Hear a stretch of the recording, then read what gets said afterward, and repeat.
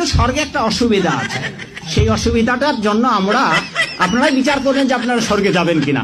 স্বর্গে, সঞ্জয় বাবু, স্বর্গে একটা অসুবিধা আছে, সেটা হচ্ছে কি, যে যেই পরিমাণ আপনার ক্ষুধা লাগবে স্বর্গের দেবতারা এই পরিমাণ আপনাকে খেতে দেবে না। ওখানে সুন্দর সুন্দর পাকা ফল আছে, কিন্তু গাছের ডাল থেকে ছুটে আপনি খেতে পারবেন না। ক্ষুধার ঠেলায় আপনি জল খেতে যাবেন, ওই সরোবরে নদীতে যে স্রোতস্বিনী ধারা আছে, ওই জল আপনি হাতে উঠে খেতে পারবেন না।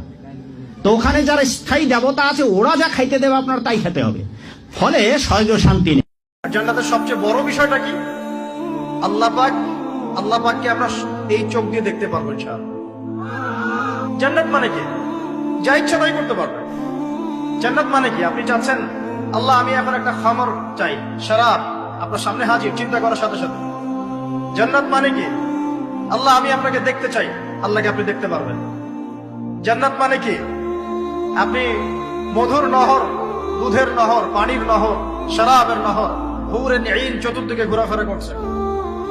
একজন নিম্নমানের জান্নাতি, মানে সবচেয়ে শেষের দিকে যারা জান্নাতে যাবে, তাদের সাথেই দুজন করে হুরেন ঈন, আহাল পরিবার তো আছেই, গিলমান পানপাত্র নিয়ে চারপাশে ঘোরাফেরা করবে। জান্নাত মানে কি? যেখানে যা ইচ্ছা তাই করা যাবে, বলার কেউ নাই, বাধা দেওয়ার কেউ নাই, সেখানে কোনো